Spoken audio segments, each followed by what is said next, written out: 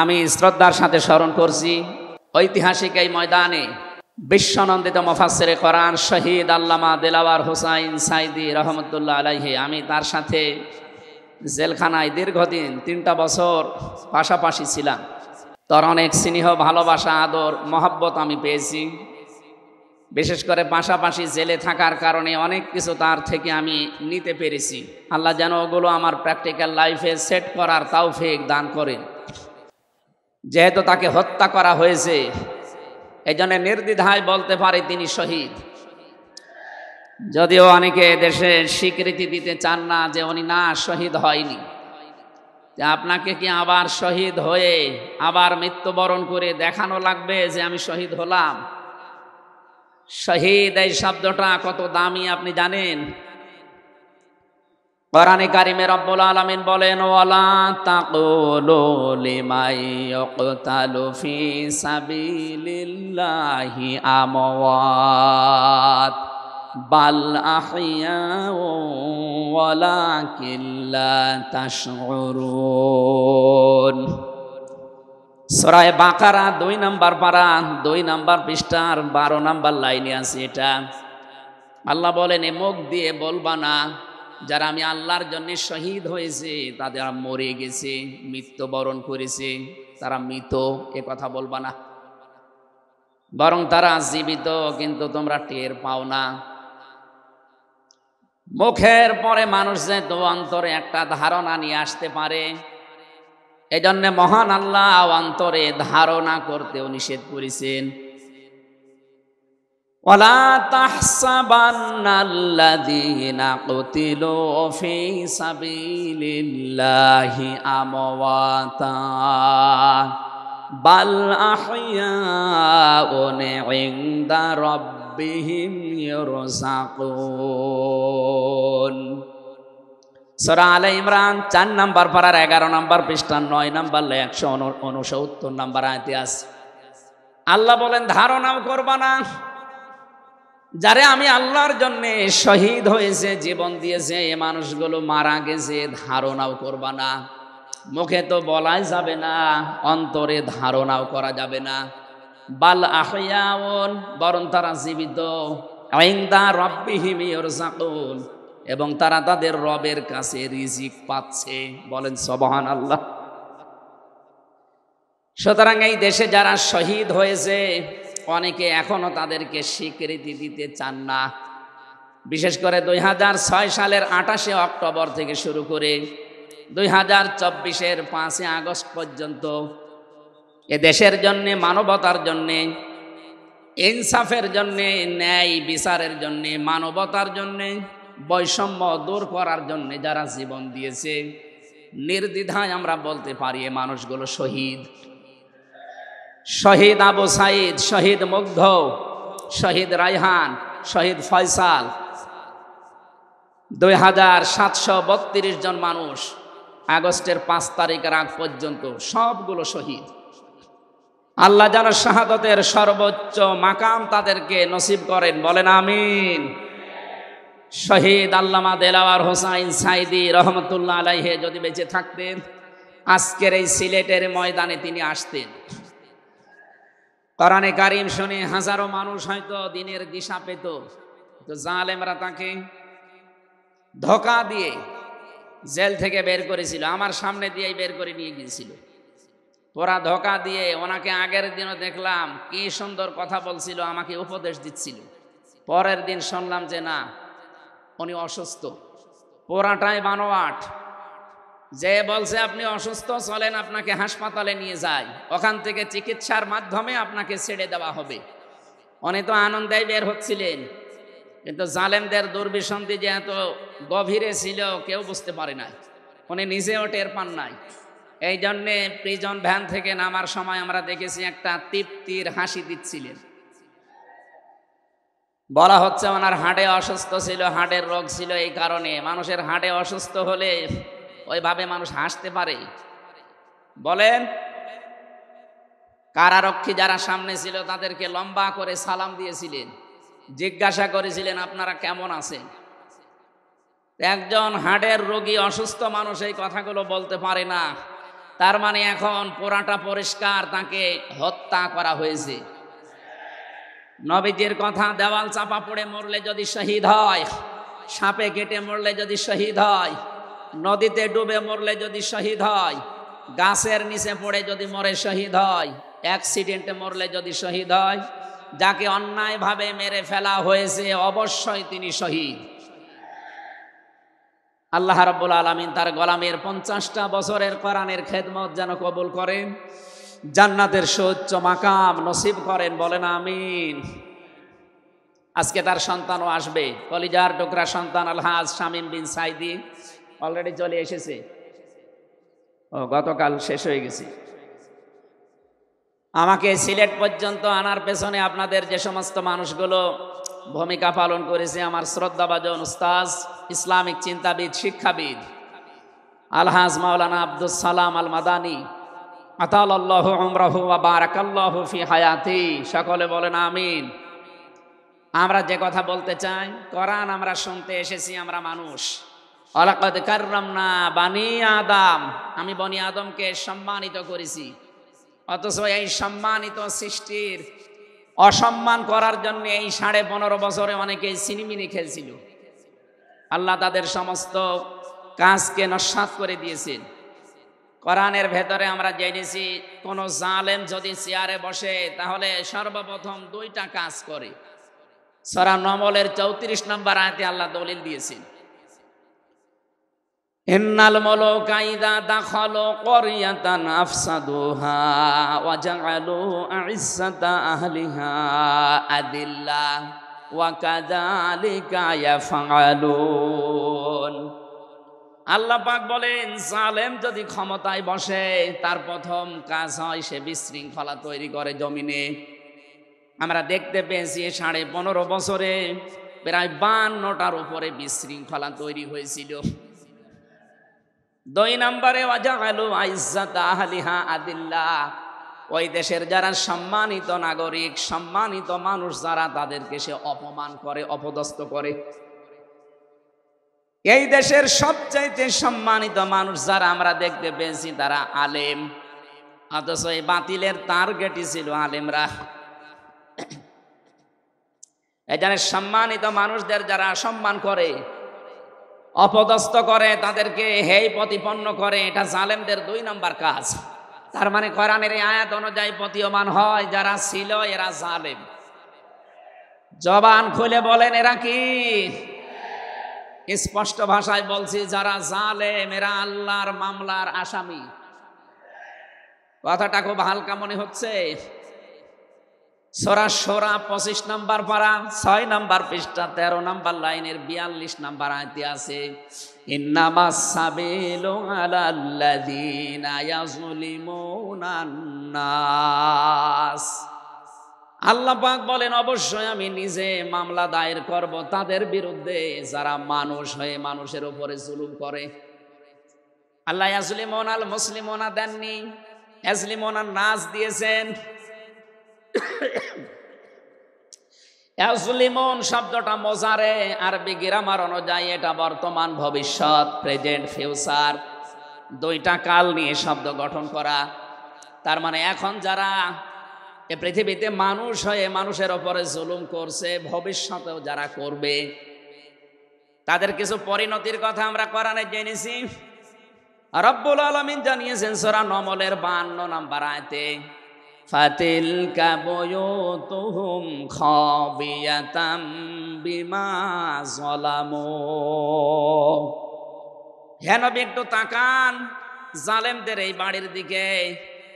এই সেই ঘরগুলো, জুলুম করার কারণে ঘর আমি আজ পরিত্যক্ত বানিয়ে দিয়েছি, জনশূন্য করে দিয়েছি, উজাড় গৃহ বানিয়ে দিয়েছি। সিলেটবাসী, আয়াতটা যে কত বাস্তব, যদিও এটা লূত নবী আলাইহিস সালামের উম্মতদেরকে ইশারা দিয়ে আল্লাহ নাজিল করেছিলেন। তা আমার আয়াতটা পড়ার পর, ব্যাখ্যা বিশ্লেষণ দেখার পরে মনে হচ্ছে 2024 সালের 5 আগস্টের বিকাল বেলা আল্লাহ আবার নাজিল করেছেন। আল্লাহ যেন তার কুদরতি আঙ্গুল দিয়ে দেখাচ্ছেন এই সেই ঘরগুলো, খাবিয়াতান, আমি জনশূন্য করে দিয়েছি, পরিত্যক্ত বানিয়ে দিয়েছি। বেমা জলামো, জালেমদের জুলুমের কারণে। এর বাস্তব প্রমাণ আমি কুষ্টিয়ায় হানিফ সাহেবের বাড়িটা দেখতে পেয়েছি। বিকাল 5টা বাজতে বাজতে মানুষ বাড়ি না ইট পর্যন্ত রাখে নাই, পায়খানার প্যান পর্যন্ত খুলে নিয়ে চলে গেছে। এতটুকু আল্লাহ শেষ করেননি, এর পরের শব্দ আমাদের জন্য। আল্লাহ তাআলা জানিয়েছেন বিমা জলামু, জালেমদের জুলুমের কারণে ওই জায়গা পর্যন্ত আল্লাহ অভিশপ্ত বানিয়ে দেয়। বাংলাদেশের 630টা থানা কম বেশি প্রায় জায়গায় আমার যাওয়া হয়ে গেছে। আমি দেখতে পেয়েছি জালেমদের কোনো চিহ্ন অন্তত এদেশে আর নেই। ফাকতিয়া দাবিরুল কওমিল্লাযিনা যালামু, আল্লাহ বলেন জালেমদের শিকড় কাটা হয়ে গেছে। কতিয়া এটা মজহুল, এর ফাইল বা কর্তা জানা নেই। আল্লাহ বলেন জালেমদের শিকড় কাটা হয়ে গেছে, কে কেটেছে জানা নেই। সারা দেশে জালেমদের বাড়ি ঘরগুলোর দিকে এখন একটু তাকান। আমি তো যেই কয়টার দিকে তাকালাম দেখি মানুষ 8-9 জন 10 জন করে যায়, কেউ এদিকে কেউ এদিকে কেউ এদিকে, সব মনে হচ্ছে জামাতবদ্ধ টয়লেট চলছে। আল্লাহ জালেমদের বাড়ি পর্যন্ত অভিশপ্ত এমনি করে নাই, আমাদেরকে শিক্ষা দিতে চেয়েছেন এটা। এদের এত বড় শিকড় যদি সমূলে আমি উপড়িয়ে ফেলতে পারি, ইন্না ফি যালিকা লাআয়াতাল লিকাউমিন ইয়ালামুন। এখানে লামে তাকিদ আছে, এখানে কত আলেম বসে আছে, শব্দ শুরুই করেছেন আল্লাহ ইন্না দিয়ে, মাঝখানে লামে তাকিদ দিয়েছেন। আল্লাহ পাক বলেন অবশ্যই এর ভেতরে শিক্ষা আছে। কাদের জন্য? যারা জ্ঞানী সম্প্রদায়। সুতরাং এটা যেহেতু রেকর্ড হয়, সারা বাংলাদেশে কালকে ছড়াবে। সবাইকে উদ্দেশ্য করে বলছি, জালেমদের এত বড় শিকড় যদি আল্লাহ কেটে ফেলতে পারে, আগামীতে যারা চেয়ারে বসবেন ক্ষমতায়, তারা খুব চিন্তা ভাবনা নিয়ে রাষ্ট্র চালাবেন, আপনার দ্বারা যেন জনগণের উপরে জুলুম হয়ে না যায়। যদি আপনার দ্বারা জুলুম হয়, আগামী 5 বছর পরে আপনার বাড়িও দেখবেন শ্মশান হয়ে গেছে। আমি আশা করি আমার বক্তব্য আপনারা বুঝেছেন, এবং রেকর্ড হওয়ার পরে যারা শুনবে তারাও বুঝবে। আমি এটা বলতাম না, আমি দেখতে পাচ্ছি কিছু মানুষ ইদানিং উলট পালট কথা বলছে। এ কারণে আমি ইঙ্গিত দিলাম, এখনই যদি আপনি এরকম কিছু বলেন, কিছুদিন পরে বলতে পারেন না। গতকালকে এক নেতা এটা জানিয়েছে যে 15 বছর তো কোরআনের অনুষ্ঠানে অনুমতি লাগতো, আমরা যদি আসতে পারি অনুমতি দেব না। তা আপনি এ কথা বলবেন আমরা জানি, তো কিছুদিন পরে বলতে পারলেন না, আগেই বলে দিলে মানুষ তো সব চিনি ফেলবে। এই জন্যে আমার মনে হয় আপনি ভুল করে ফেলেছেন। আপনি আস্তাগফিরুল্লাহ বা তওবা করে নেবেন, থুক্কু এরকম কিছু দিয়ে অন্তত ফিরে আসবেন যে না, এটা এখন আমি বলবো না, কিছুদিন পরে বলবো। মানুষকে আল্লাহ সম্মান দিয়েছেন, সেই মানুষের উপরে যারা জুলুম করে তারা আল্লাহর কেসের আসামি। পুলিশের কাছে বাধা দেন, পুলিশ বাদী মামলা হবে। আর যারা মানুষ হয়ে মানুষের উপরে জুলুম করে তারা আল্লাহ বাদী মামলার আসামি। আল্লাহ কিন্তু ইয়াজলিমুন আল মুসলিমুনা দেননি, যে মুসলমানদের উপরে যারা জুলুম করে ইয়াজলিমুনা নাস দিয়েছেন। বলেন তো হিন্দু কি মানুষ না?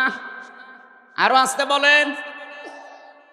এই যে বাইরের দেশের যে সমস্ত আন্তর্জাতিক রিপোর্টগুলো আছে, ভয়েস অফ আমেরিকা এবং মাইক্রোসফট, সব খ্রিস্টানরা ইহুদিরা এরা চালায়। এরা রিপোর্ট দিচ্ছে সারা বিশ্বের 257টা দেশের ভেতরে সব চাইতে নিরাপদে সাম্প্রদায়িক সম্প্রীতি নিয়ে বাস করছে বাংলাদেশের মানুষ।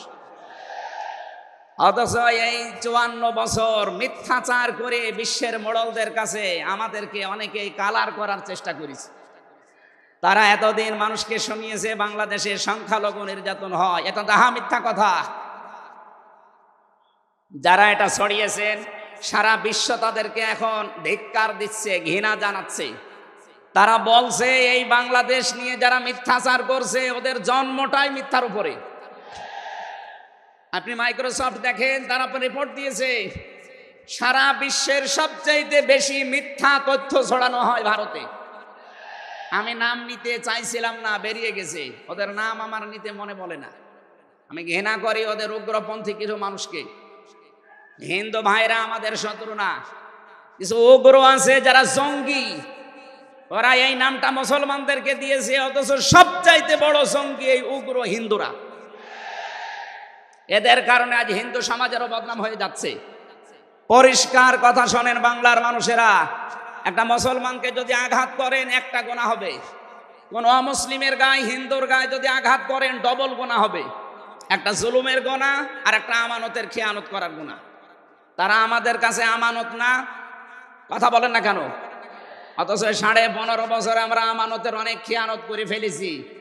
আগামীতে এই খেয়ানত হবে না ইনশাআল্লাহ। বিশ্ব ইসলামী আন্দোলনের সর্বজন শ্রদ্ধাভাজন নেতৃত্বে যিনি আছেন, আপনাদের সিলেট বিভাগের কৃতি সন্তান, উনি অলরেডি জানিয়ে দিয়েছেন এদেশে যদি ইসলাম আসে সবচাইতে বেশি নিরাপদে থাকবে অমুসলিমরা। এই জন্যে গাইবান্ধায় দেখলাম একটা অনুষ্ঠানে, তার আগে একজন হিন্দু পুরোহিত ঠাকুর বক্তব্য দিচ্ছিল যে এই দেশে আগস্টের 5 তারিখের পর থেকে সবচাইতে বেশি নিরাপদে আছি আমরা অন্য ধর্মের লোকেরা। আমরা এই কথা বিশ্বাস করি, যদি দেশে ইসলাম আসে সবচাইতে বেশি নিরাপদে থাকতে পারবো আমরা। এই জন্য তারাও মনে প্রাণে ইসলাম এদেশে কায়েম হোক এটা চাচ্ছে, বলেন আলহামদুলিল্লাহ। এই জন্য হিন্দুরা আমাদের শত্রু না। আল্লাহ বলেন যারা মানুষ হয়ে মানুষের উপরে জুলুম করে, অত্যাচার করে, এরা আমি আল্লাহর মামলার আসামি। যারা বিশ্বজিৎকে হত্যা করেছেন তিনি আমার সাথে জেলখানায় 3 বছর ছিল, সে ফাঁসির মামলার আসামি। এখন 30 বছর তারা জেল খাটা লাগবে, যাবজ্জীবন জেল হয়ে গেছে। শাওন ছেলেটার নাম, বাড়ি খুলনা, আমাকে মাঝে মাঝে এই তালিকা করার জন্য আসতো, আমাদের রাইটার ছিল। এসে আবার কাছে কান্নাকাটি করে বলতো, হামজা ভাই জীবনে যা ভুল করেছিস। এই বিশ্বজিৎ ছেলেটা বারবার আমাকে বলছিল যে কিসের জামাত ইসলাম, কিসের শিবির, ভাই আমি তো মুসলমানই না। আপনার যদি বিশ্বাস না হয় তো আমি কাপড় চোপড় খুলি, তারপরও আমরা তারে মানি নাই। কপের পরে কপ দিয়ে জায়গায় শেষ করে দিয়েছি। এখন এই যে আমার মা বাবা আমার আর পরিচয় দেয় না, এমনকি আমার যাদের কথা মতো এই কাজ করেছিলাম তারাও আর কোনো খোঁজ খবর নেয় না। 30টা বছর এখন আমার জীবন থেকে নষ্ট হয়ে যাচ্ছে। উনি আমাকে জানিয়েছিলেন, এই জন্য আমি বললাম। উনি বলেছে আপনি বাইরে যদি যেতে পারেন জনগণকে সতর্ক করবেন, কেউ যেন কারো উস্কানিতে পা দিয়ে অন্তত জীবনটা নষ্ট করে না ফেলে। এই জন্য এই মেসেজটা পৌঁছালাম। অনেকে উস্কানি কিন্তু দিচ্ছে। আগস্টের 5 তারিখের পর থেকে উস্কানি আরম্ভ হয়েছে বাংলাদেশকে বিশৃঙ্খল করার জন্য বিভিন্ন কায়দায়। একটা হালে পানি নেয়নি, এখন আবার অন্য একটা নতুন ফর্মুলা আরম্ভ করেছে, এটাও হালে পানি নেবে না ইনশাআল্লাহ। সুতরাং যারা পালিয়ে গেছে তাদের উস্কানিতে পা দিয়ে যদি এই দেশে কেউ বিশৃঙ্খল পরিবেশ তৈরি করতে চান, একটু গোপালগঞ্জের দিকে আপনি মাঝে মাঝে তাকাবেন। পেছনে কিভাবে লাল করে দিয়েছে প্রশাসন দেখেননি? ওই সময় সন্তান গোপালগঞ্জ থেকে ঢাকায় আসলে, বসে আসলে 300 টাকা, দাঁড়িয়ে আসলে 1000 টাকা। কি অবস্থা করেছিল, এটা দেখেও আপনার শিক্ষা হয় না। এই জন্য আমি সতর্ক করছি, আগামী থেকে আমরা যেন কারো উস্কানিতে পা দিয়ে বিশৃঙ্খল পরিবেশ তৈরি করে দেশটা অন্তত নৈরাজ্যের স্বর্গরাজ্য আমরা তৈরি করে না ফেলি। আল্লাহ যেন আমাদেরকে তৌফিক দেন কথা মেনে নেওয়ার, বলেন আমিন। তাহলে যারা মানুষ হয়ে মানুষের উপরে জুলুম করেছে তারা মামলার আসামি কার? আরো জোরে বলেন কার? বৈষম্য বিরোধী ছাত্র আন্দোলনে যারা 9টা দফা দিয়েছিল, আমি কোরআনে কারিমের সাথে প্রায় 6টা দফা পেয়েছি। সূরা নাহালের 90 নম্বর আয়াতে 6টা আছে, আর বাকি জায়গা থেকে তারা আরো 3টা নিয়েছিল। তারা প্রথম যেটা নিয়েছে ওই ওয়ান জাস্টিস, আমরা ন্যায় বিচার কায়েম করতে চাই, এটা আল্লাহ 1500 বছর আগে জানিয়েছেন। সুবহানাল্লাহ বলতে পারেন নাই? আমরাও তো চাই এদেশে ন্যায় বিচার কায়েম হোক, কথা বলেন ঠিক কিনা? আর কোরআনে কারিম ছাড়া ন্যায় বিচার কায়েম করা সম্ভব না। আমান আমিলা বিহি ওজেরা আমান হাকামা বিহি আদালা।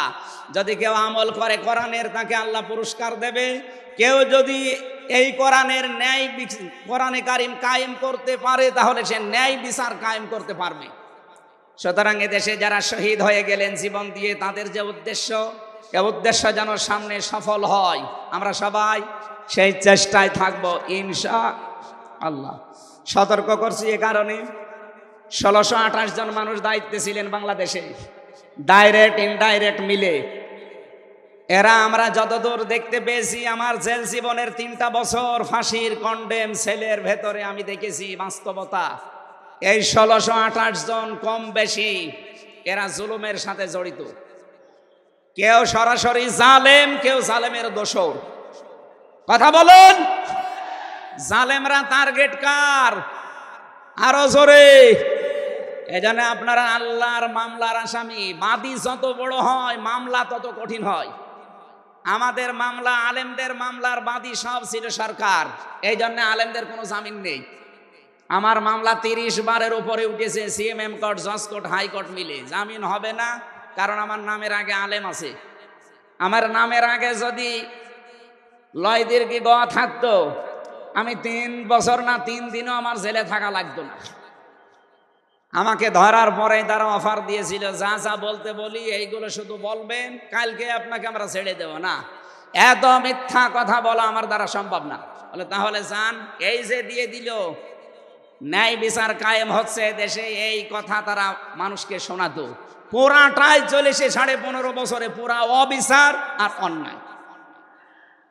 এই জন্য যারা আল্লাহর মামলার আসামি, আপনি ভাবতে পারেন বিষয়টা কত কত বড় বিষয়। আল্লাহ নিজে মামলার বাদী, নিজে বিচারপতি, নিজে রায় দেবেন। জালেমদের একুলো শেষ, অকুলো শেষ।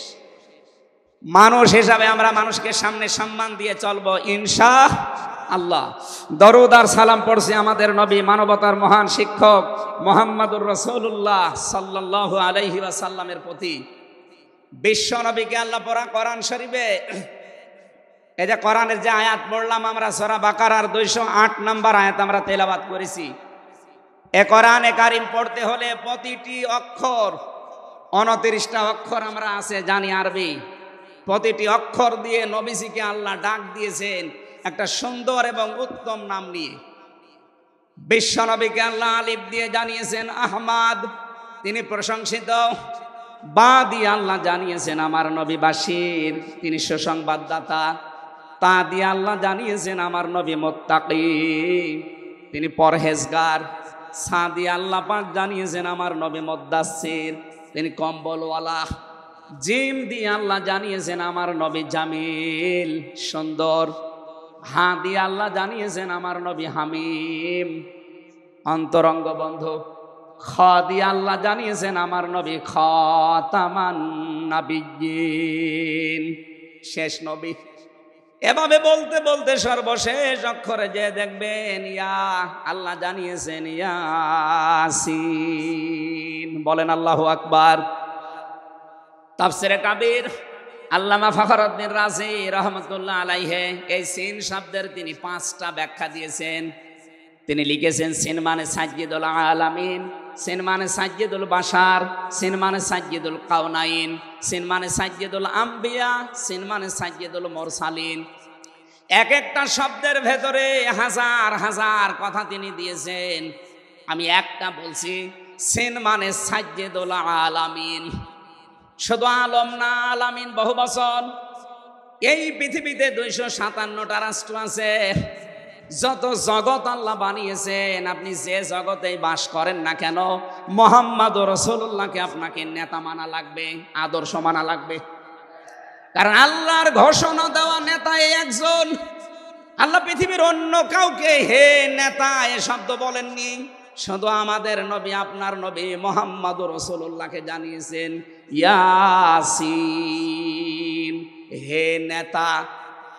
আয়াতের তাফসিরে আমি আরেকটা আয়াত পেয়েছি, সূরা হুদ 12 নম্বর পারা 12 নম্বর পৃষ্ঠার 1ম নম্বর লাইনের 98 নম্বর আয়াত। এটা তাফসিরে ফি জিলালিল কোরআনে পাবেন। আমি সামারাইজ করে বলছি, যদিও ফেরাউন সম্পর্কে এটা নাজিল হয়েছে। সাইয়্যিদ কুতুব রহমাতুল্লাহ আলাইহি তাফসীর করতে গিয়ে তিনি লিখেছেন, যেই নেতা জাহান্নামে যাবে কিয়ামতে, ওই দলের নেতার যত অনুসারী আছে, যত মানুষ তাকে অনুসরণ করত, সব অনুসারীরা তার সাথে জাহান্নামে যাবে। এটা বাংলাদেশের সাথে খুব দরকার, এজন্য আমি সতর্ক করলাম। আপনার বিবেকের কাছে প্রশ্ন করে এটা নেতা নির্বাচন করবেন, এটা দুনিয়ার বিষয় হলে আমি বলতাম না, এটা আখিরাতের সাথে রিলেটেড। যার নেতা ঠিক নেই, ওই নেতা যদি জাহান্নামে যায়, ইয়াকদমু কওমাহু ইয়াউমাল কিয়ামাতি ফাআওরাদাহুমুন নার ওয়া বিইসাল বিরদুল মাওরুদ। জোরে বলেন আল্লাহু আকবার। সিলেটবাসী, সারা বাংলাদেশ এখন আমার সামনে, এই যে দেখতে পাচ্ছেন না, সারা বাংলাদেশে ছড়াইয়া যাচ্ছে। যাদের নেতা ঠিক নেই, আদর্শ ঠিক নেই, এক্ষুনি আপনি তওবা করে ঠিক করবেন। সত্যি বলছি, যাদের নেতা ঠিক নেই, ওই নেতা যদি জাহান্নামে যায়, আল্লাহর কসম আপনাকে ওর সাথে জাহান্নামে যাওয়া লাগবে।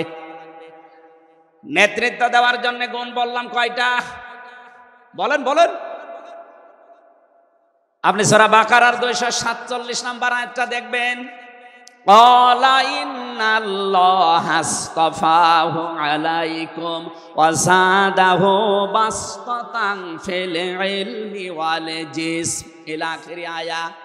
আল্লাহ নিজে জানিয়েছেন, এই পৃথিবীতে কেউ যদি নেতৃত্ব দিতে চায়, তার প্রথম নাম্বারে জ্ঞান লাগবে। জোরে বলেন, কি লাগবে? আপনি যাকে মেনে চলেন, যার নাম নেতৃত্ব মানেন, বলেন তো সে জ্ঞানী আপনার দৃষ্টিতে মনে হয়? যে লোকটা কথা বলতে পারে ঈদুল ফিতরের জানাজার নামাজ আগামীকাল অনুষ্ঠিত হবে, ওর জ্ঞান কেমন আপনি টের পাচ্ছেন না? এই কথা বলে না কেন? এই জন্য নেতৃত্বের সামনে কেউ দিতে চাইলে তাকে জ্ঞানী হওয়া লাগবে, আসমানের জ্ঞানী হওয়া লাগবে। যাবতীয় জ্ঞান, জাগতিক জ্ঞান তো লাগবেই, মাস্ট বি। এইটার জ্ঞান লাগবে। কোনটার বলেন? 2 নম্বরই আমি পেয়েছি, নেতা হওয়ার জন্য লাগবে। কেউ যদি সীমা লঙ্ঘন করে, কথাবার্তার কাছে কামে, সে নেতৃত্ব দেওয়ার যোগ্যতা হারিয়ে ফেলে। এটা সূরা শুআরার 152 নম্বর আয়াতে পাবেন। বাংলাদেশে আমরা এই কয়েকদিন ধরে দেখতে পাচ্ছি ডক্টর মিজানুর রহমান আজহারী, উনি একটা ইঙ্গিত দিয়েছেন, আর কেউ কেউ তার কথাটা ধরে মাথার কল্লা পর্যন্ত 10 লাখ টাকা ঘোষণা দিয়ে দিয়েছে। আপনার এত টাকা যে একজন মানুষের মাথার দাম আপনি 10 লাখ ঘোষণা দিয়ে দিলেন, তাও আপনি একজন পীর। এটাকে পীর না শয়তান? দুদককে বলবো, যারা 10 লাখ টাকা মানুষের মাথা ঘোষণা দিতে পারে, তার টাকা আছে কত আপনারা খোঁজ নিন। এক কথা বলেন না কেন? এই পীরগুলোকে আমরা মানুষকে 50,000, 5 লাখ, 10 লাখ টাকার কম্বল বিতরণ করতে দেখি না এই শীতে। তারা মানুষের মাথা চায় 10 লাখের বিনিময়ে। কি হয়েছে? সে একটা অসংলগ্ন কথা বলেছে, এই কারণে। আপনি 2 ঘন্টা কথা বলেন তো, আমি আপনার 50টা ভুল ধরবো। আমরা 1.5 ঘন্টা 2 ঘন্টা কথা বলে একটা স্লিপ অফ টান হলে সেইটা নিয়ে এই যে কেরামান কাতিবিন, উনি একটা কি বলতেছে বলে ফেলেছে। আরে ভাই, আমাদের বয়সই কত? আমার বয়স এখন 33, মিজান ভাই আমার 5 বছরের বড় মাত্র। সব মিলে নাই তার 38-40 বছর হবে। এখনো তো নবুয়তের বয়সে আমরা পাইনি। কথা বলে না কেন? নবীকে আল্লাহ 40 বছরের আগে নবুয়ত দেয়নি, আমরা তো সে বয়সে এখন মানে পার হতে পারিনি। 2-1টা কথা এদিকে ওদিকে হলে আপনারা মাথা 10 লাখ টাকা। মাথা কি এত ফ্রি? বলেন। কেউ কেউ অলরেডি আবার বলেছে এরা ধর্ম ব্যবসায়ী। এই কথা যেই লোকটা জানিয়েছে মিজানুর রহমান আজহারীর নাম নিয়ে, যে এটা ধর্ম ব্যবসায়ী, আপনার ঈমান চলে গেছে। কারণ মিজানুর রহমান আজহারীর নামের আগে একজন আলেম লেখা আছে, আল উলামা ওয়ারাসাতুল আম্বিয়া, আলেমরা নবীর ওয়ারিস। এই কথা বলেন না কেন? অনেক বড় দায়িত্ব তার মাথার উপরে। নবী যে জানিয়েছেন, আনা খাবাল খাতামান নাবিয়্যিন লা নাবিয়্যা বাদি, আমি শেষ নবী, আমার পরে কোনো নবী নেই। এ কথার ভেতরে একটা ইঙ্গিত আছে, নবী শেষ, তারপরে নবী নেই। অথচ আদম নবী থেকে শুরু করে হযরত ঈসা নবী পর্যন্ত আমরা দেখেছি এক নবী শেষ হওয়ার পরে আর এক নবীর উপরে এই দায়িত্ব এসে পড়তো। উম্মতের দায়িত্ব ভার নবীরা নিত, কিন্তু এখন তো নবী নেই। যেহেতু ওনার ঘোষণা আমার পরে আর কোনো নবী নেই, আমি শেষ নবী, এই হিসাবে নবীজি জানিয়েছেন আল উলামা ওয়ারাসাতুল আম্বিয়া, আমি থাকবো না কিন্তু আলেম থাকবে, এরাই আমার ওয়ারিস, এরাই আমার স্থলাভিষিক্ত।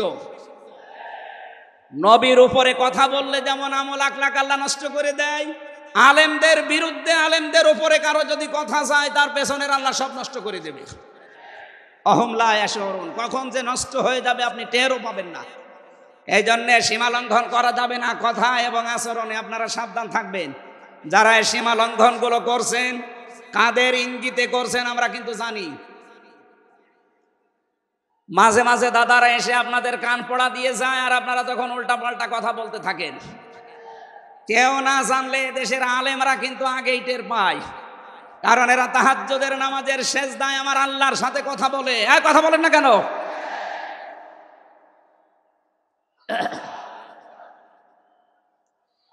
ঠিক আছে, এই জন্য যারাই যা কথা বলবে না কেন, কারো কান পড়ায় কান দিয়ে সীমা লঙ্ঘন করবেন না। আমি আশা করি কি বোঝাতে চাই আপনি বুঝেছেন। নেতৃত্ব দিতে হলে সীমার ভেতরে থাকবেন। 3 নম্বরে আমি পেয়েছি সূরা কাহফের 28 নম্বর আয়াতে যে গাফেল হওয়া যাবে না যারা নেতা হবে। অথচ এই দেশে আমরা দেখি এই 54-53 বছরে যারা নেতৃত্ব দিয়েছে অধিকাংশগুলোই গাফেল। আল্লাহর এই কোরআন সম্পর্কে তারা গাফেল, মানবতার সম্পর্কে তারা গাফেল ছিল। 4 নাম্বারটাই পেয়েছি সূরা নিসা। এইটা আমার মনে হয় না বলাই ভালো, না এইটা বললে সমস্যা আছে। আমি শুধু আয়াত বলে দিচ্ছি, বাড়ি যে মিলান, আমি বাংলাও বলবো না। সূরা নিসা 5 নাম্বার পারার 2 নাম্বার পৃষ্ঠার 11 নাম্বার লাইনের 34 নাম্বার আয়াত। আল্লাহ রাব্বুল আলামিন, বাংলা বলবো, আর রিজালু কাওয়ামুনা আলান নিসা, নেতা হবে পুরুষ, মহিলা নেতা হতে পারবে না। এটা একটু আস্তে বলেন, আমার ভয় করে। এই জন্য আমরা সামনে যারা নেতা হবে তারা যেন পুরুষ হয়। কথা বলেন ঠিক কিনা? নবীজি জানিয়েছেন লা ইউফলিহা কওমুন, ওই জাতি কখনো সফল হতে পারে না যে জাতির নেতৃত্বে কোনো মহিলা বসে আছে। আমার এই হাদিসটা 100% বিশ্বাস হয়, আপনাদের না 98 ভাগ? এই হাদিস 100% বিশ্বাস করেন কারা? দেখি লিল্লাহে তাকবীর। দেখেন তো হাত তোলেনি কে? আলহামদুলিল্লাহ। ঠিক আছে, বসেন বসেন বসেন, তাফসীর মাহফিলে বসেন।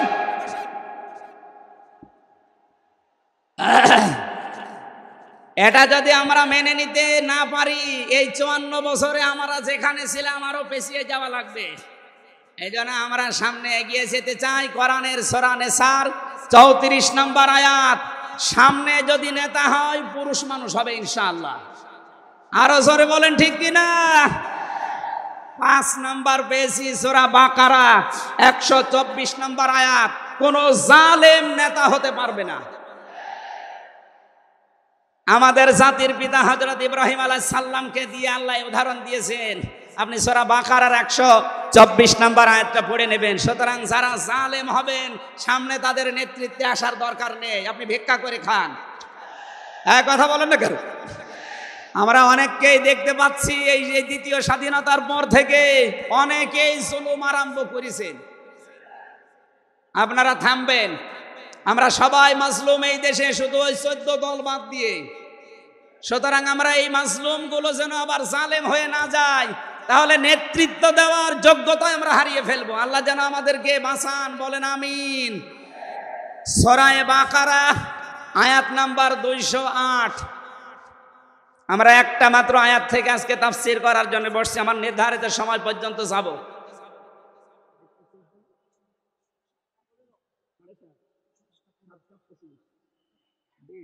ঠিক আছে, জবান খুলে দিয়ে আগে পড়ে না, আউযু বিল্লাহি মিনাশ শাইতানির রাজিম, বিসমিল্লাহির রহমানির রহিম, ইয়া আইয়ুহাল্লাযীনা আমানু দুখুলু ফিস সিলমি কাফা। এ পর্যন্ত থাক। যেহেতু ডক্টর মিজানুর রহমান আজহারি আর 20-25 মিনিট পরে চলে আসবে, এই জন্য আমরা এ পর্যন্ত থাক। 3 ভাগের 1 ভাগ আমরা পড়লাম। সূরা বাকারা, আল্লাহ তাআলা ডাক দিয়েছেন ইমানদারকে। কাকে বলেন তো? আমরা ইমানদার না বেঈমান? ঈমান আনার আগে একটা কাজ করা লাগে। আল্লাহর ঘোষণা, ফামাই ইয়াকফুর বিত-তাগুত ওয়া ইউমিন বিল্লাহ। কেউ যদি ঈমান আনতে চায় তার প্রথম কাজ হবে সে যেন তাগুত ছেড়ে দেয়। এদিকে কি মানুষের চাপে,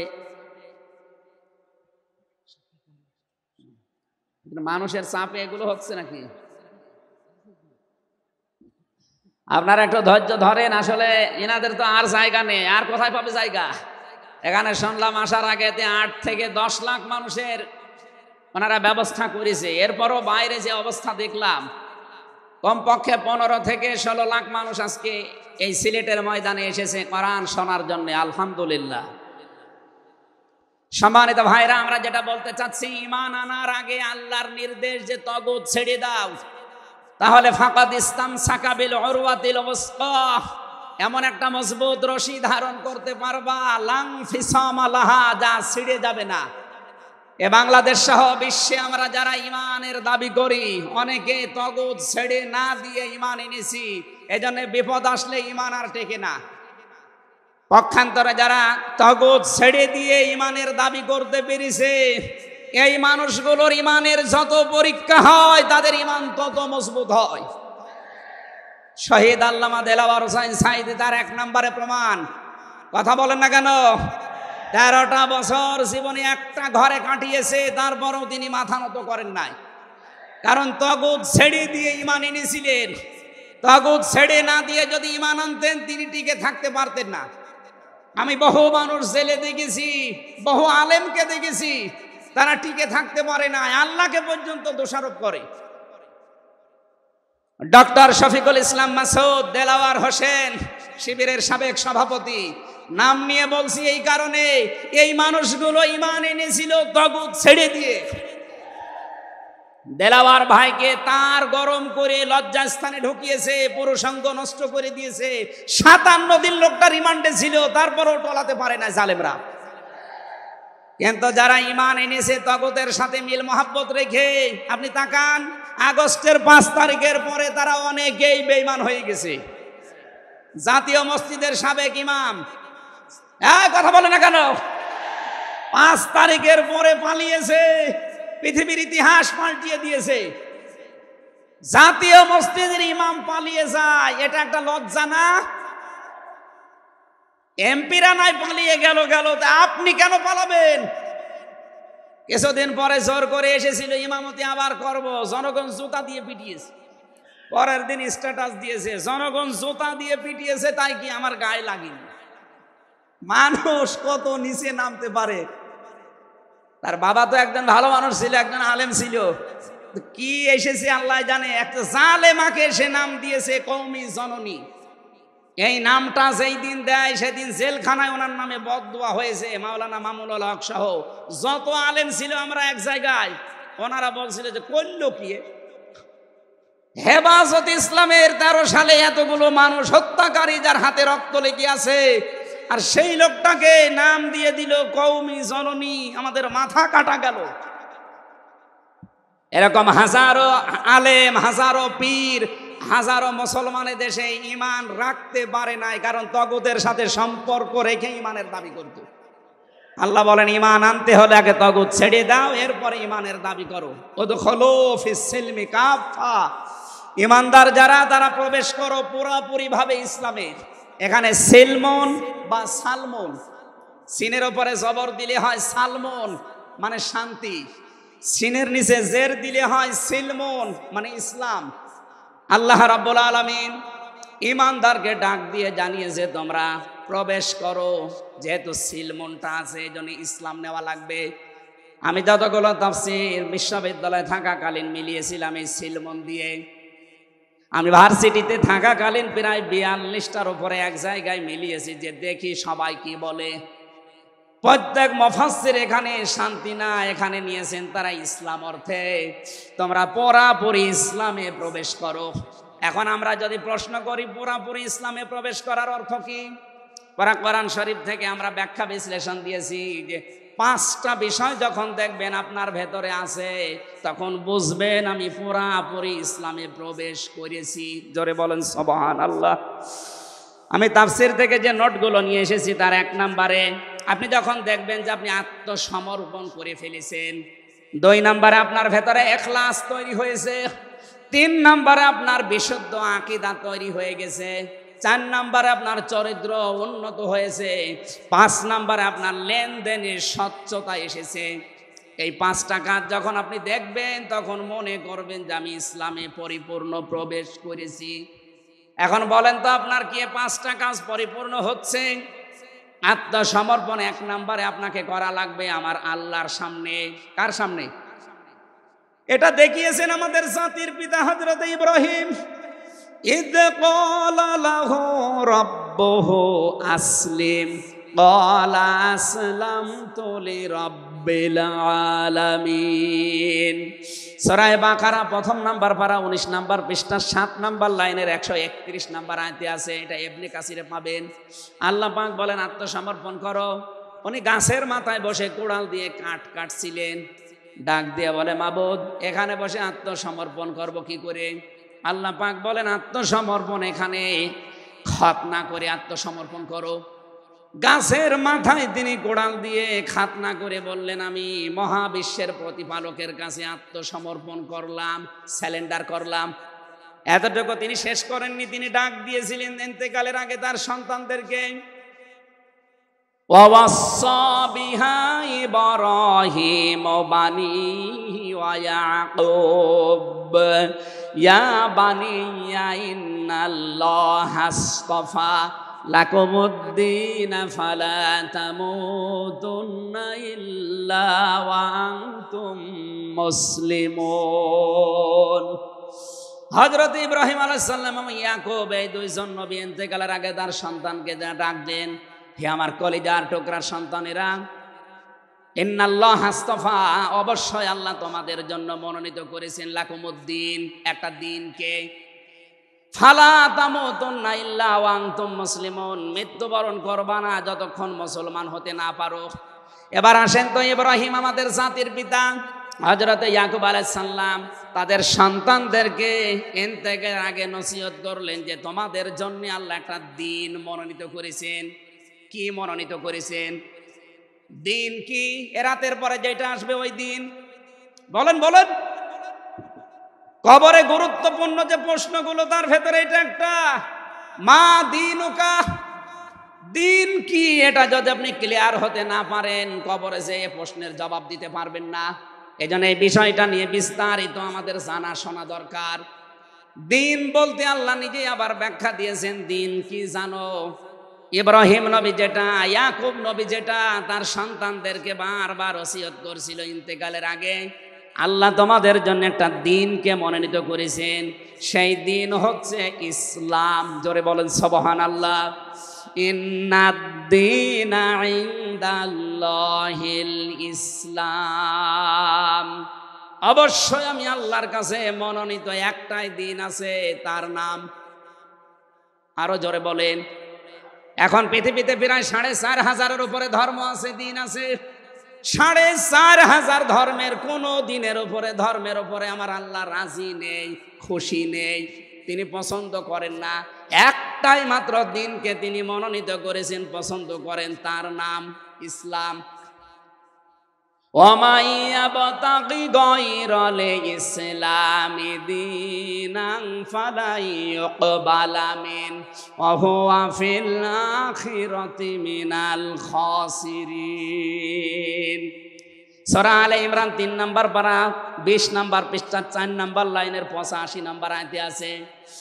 এ পৃথিবীতে কেউ যদি ইসলাম বাদ দিয়ে অন্য কোনো নিয়ম নীতি অন্য কোনো দিন অনুসরণ করে ফালাই ইউকবাল আমিন, জীবনে আর কোনো কিছু আল্লাহর দরবারে কবুল হচ্ছে না, হবে না। ইউকবালা এটা মোজারে, বর্তমান ভবিষ্যৎ, প্রেজেন্ট ফিউচার।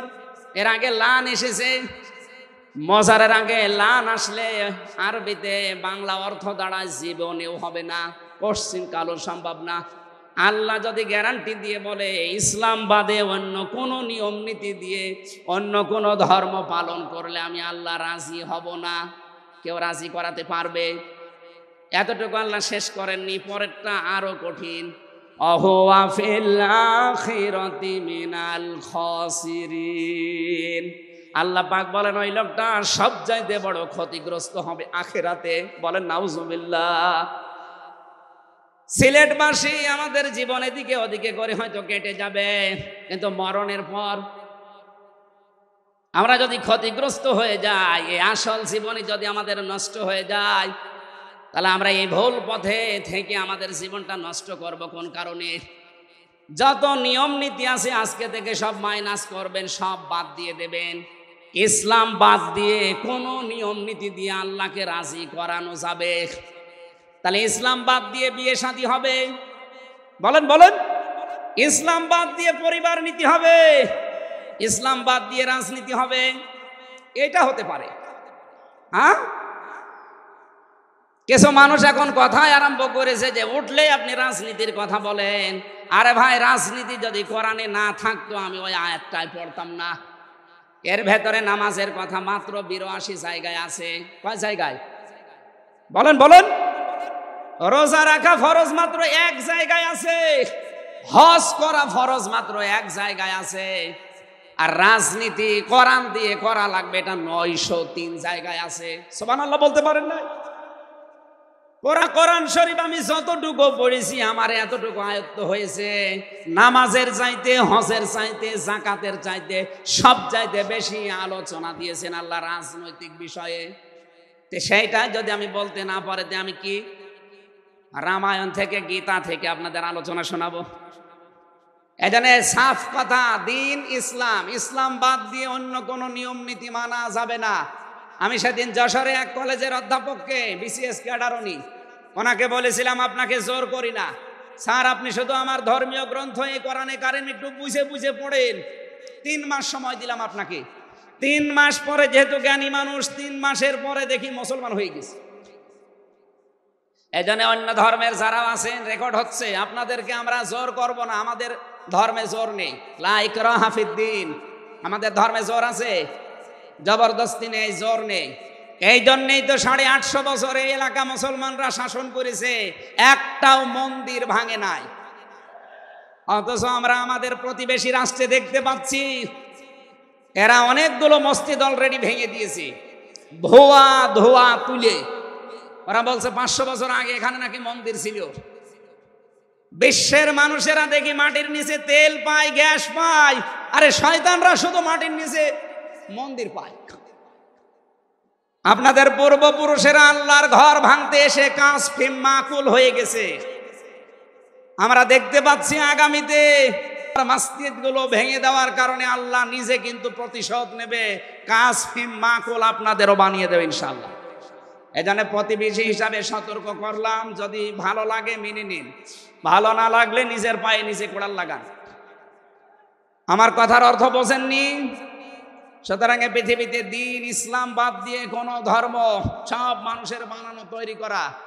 অন্য ধর্মের মানুষদেরকে আমরা চ্যালেঞ্জ করছি, আহ্বান জানাচ্ছি, আমাদের এইটা পড়েন, লা ইকরাহা ফিদ্দিন লা রাইবা ফি যালিকাল কিতাবু লা রাইবা ফি। কোনো সন্দেহ নেই, সন্দেহের অবকাশ পর্যন্ত নেই।